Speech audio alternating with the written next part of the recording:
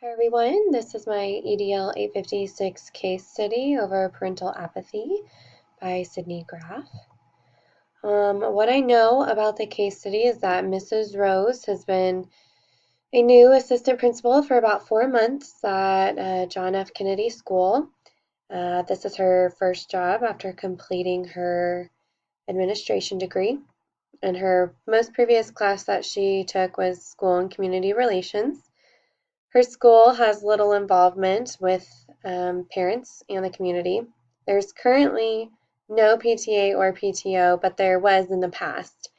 She has very little encouragement and support from her current principal. The parent response so far has been very poor for the current principal when he has reached out. Community contact has been done through several phone calls and word of mouth from parents, typically at places where you would expect to see a parent, like parent-teacher conferences, not because of an out-of-the-ordinary meeting or anything. A meeting was scheduled, though, with the help of Mrs. Rose for parent involvement. The principal was very clear in this meeting that he would not approve for a PTA or a PTO group, but he would consider a parent advisory group.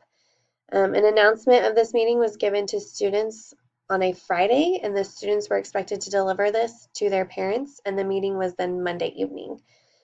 There was very minimal attendance at this meeting, and the principal does not want to go forward with this meeting with parents because of the small amount of those in attendance. So what I need to know how long this principal has been at this particular building. How has he reached out to parents before? And what was the reaction to those reach outs? What are the available community resources for the school? Are there any in play at all? What are the superintendent's expectations for the buildings as far as parent and community involvement goes? What do surrounding schools do with the involvement, and what are they doing well, and has that been modeled and communicated throughout the district? I would want to know how active and how involved the previous PTA and PTO were, and I would also want to know why they fell apart in the first place. Who are the parents? Kind of what are their demographics? Or is it a lot of single parent homes where maybe they don't have anybody to look after their kids, which is why they can't attend meetings, things like that. And what's the parents' point of view? What do they already believe in our school? Or what do they believe in the teachers or the administration, district, things like that? So the problem there to me are multiple pieces of the problem. There is a general lack of motivation from the current principal for any involvement to occur. Um, and along with that, there appears to be little to no parent involvement, and that could be for a multitude of reasons, as well as the lack of community involvement. The way that meetings are addressed and advertised needs to change. That is a big problem. And there's no movement, though, for change to occur on either side, either from the school and the principal or from the parent and community side. So there's kind of a lot of pieces all coming together, but the largest one is that nobody really seems to want to take that first step in making a change to better it for their students and children. So my plan of action, first of all, any and all information needs to be gathered. If there are policies and expectations as far as involvement, then those need to be reviewed. And the meeting that was engaged to be put in place needs to be held. Um, and maybe not as a meeting where you are telling the parents what you would like to be done, but maybe just as a meeting to get a feel from parents on what they believe and what they would like to see happen. Next, those parents that are in attendance, give them a voice and allow them to reach out to other parents so that when we have another meeting, maybe they can get more and more and more to come. They need to be able to hold some power there with that. I need to identify what parents to get in there and how to bring those parents in and how to get them engaged. That would be another step. Um, with all of this information and hopefully with more people being able to reach out and get more to attend, Um, I would need to be able to be prepared, have all the information organized and set in place and ready to present. And I need to let parents know how important they are in their role in their students' day at school. Can be very vital to their success. They need to be a part of this process. The staff also needs to be on board with this, and they need to know how important it is as well as attend the meetings if they are able to. Um, Finally, I would set a very designated meeting date and time. So, how would I implement this plan of action? I need to heighten the school presence within the home and community. We would need to set up, social media accounts, make sure emails are going out, have some kind of a direct line of communication. My school currently uses something called Skyward. There's different forms of that, but something along those lines. Classroom newsletters, school newsletters, the school website, maybe having teacher pages or like a little principal's corner, things like this. Getting our school logo, flyers, things like that out to places in the community so they could hang up, really let people start seeing our school and what it's capable of and what it is. I would need to show the data. I would need to give examples of things that have worked in the past and show why it was successful and the impact that it can have on our students positively or negatively if it didn't work. I would provide staff professional development. I would let them know how we can form these school parent and school community relationships and where we can improve on these and maybe where we should start. Celebrate the successes. Let people know that their actions and their time is not going unnoticed, and really show them a good amount of gratitude for everything they're putting forth for that.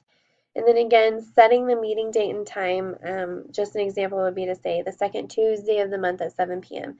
That way parents could plan in advance. So my problem resolution, doing what's best for students, teacher and parent engagement and cooperation. I've offered them professional development. This will help strengthen student confidence. They'll do better because they'll know that multiple people believe they can.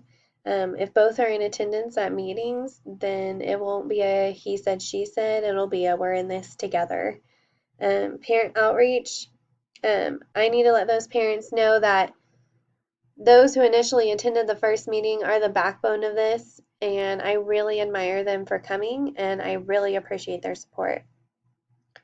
Parents would also be aware of what's going on during the school day, so they'd be able to better support their students at home and talk to them about their day and elaborate on things that are going on with them at school. There would be accountability and higher expectations for both parents and staff. The set meeting time, for one. There's really no excuse. You can't say you didn't know when it was because it'd be the same time every time. Teachers and parents would both be asked to do more, such as the classroom newsletter, showing their face in the community if we start doing outside community projects, things like that. So data that I do know from the case, the current parent and community communication is not enough. It's not enough to just have several phone calls here and there or to have comments made about the feel of the community or the school at some place like parent-teacher conferences. It's not enough. There needs to be more. I once worked in a school building where we were required to turn in a log and had to have monthly contact with every student's parents in our class. 8 people attended the first meeting. This should not be looked at as a nuisance or as a failure. It should be looked at as an opportunity. It should be taken with gratitude and known that it can be expanded on. The current principal needs to get on board with this or he needs to step back altogether. He either needs to find a new position or he needs to let Mrs. Rose take the reins on this. Parent attendance needs to improve, so they need to come to more meetings. My guess is that the parent-teacher conference rates are low. If the school ever has anything like book fairs, games, a family night, I'm guessing the attendance again is probably low. They need to come to those, but the way that the word gets out about those and how they are invited needs to improve drastically as well. Reviving the PTA and PTO would benefit the students, the teachers, the parents, and it would relieve the administration from some of their duties. So this is all data from the case, knowing that the PTA and PTO also could be revived because it was once there. So my personal reflection, throughout this I was thinking that the lack of communication and motivation is somewhat extreme. Thankfully I've never had to work in a building where this is an issue. I also feel that the principal might be very difficult to work with, especially over time. And as you're coming in new to a position with new and great ideas, you're just going to get shut down, and that negativity is going to start reflecting on you personally. I was feeling very aggravated with the principal's lack of professionalism. It's almost like he's just checked out and needs to find something new and refreshing for himself. I also felt very frustrated that no one stood up and questioned the whys. Parents haven't, teachers haven't, no other administration has, sometimes even students, depending on the age. Why hasn't anybody stood up for this? I myself valued the amount of involvement that teachers, parents, and community have in my current building, and we all seem to have a very strong work ethic. Um, I like that there's opportunities for everyone. There's always a way for someone to get involved. And if there's one area that doesn't seem to fit you, there's another one that will. And I also value all of our student success because we do all work so well together. So issues that go unresolved that I might have to contemplate is the building principal is still there. So he may still be unmotivated and make it very difficult to be successful. The demographics might influence our parent and community involvement. Again, like if it were a single parent home, low income, things like that, it could make it difficult for parents to come. And people in general just may not be motivated to make the improvement. They may not, they've maybe been so disconnected for so long that the motivation just isn't there. So ways that I showed academic success for every student, I increased the parent and community involvement, community and school activities. Examples of this in my community are endless. If there's something going on in our community, a Goddard student or faculty member is almost always there. You see our logo everywhere. In our fall festival, mitten tree, food drives, community cleanups, things like that. There'd be an increased awareness of our school in the community. When you would see our mascot, you would know exactly who it is and show pride in it. And you'd want to participate in the school activities and show them your support. I ensured professional development. All of our staff would be highly qualified, not only in teaching, but in knowing how to build those relationships with parents. Increased student opportunity. The amount of academic outreach that we could have if we built those relationships could be endless. Starting with something as simple as internships for our higher students to just bringing in outside community people to present to our younger kids. The personal well-being of every student, I address this through the amount of outreach going to parent relationships. And once those are built, there's a type of connectedness that you kind of get within your building.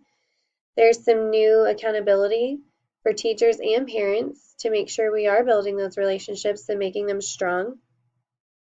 And I'm promoting trying new things and having a positive attitude while doing it. And that can really rub off and reflect on everyone. Communities of engagement. So parent involvement will extend to community involvement and opportunities. So again, some of the own examples I gave within my community. The set scheduled meeting dates and times are very huge. Anyone could come to these. They'd be open to everyone. And again, everyone would be motivated to a much greater extent, and they would be very held accountable for everything that I have asked them to do. So this concludes my case study, and I appreciate you watching. Thank you.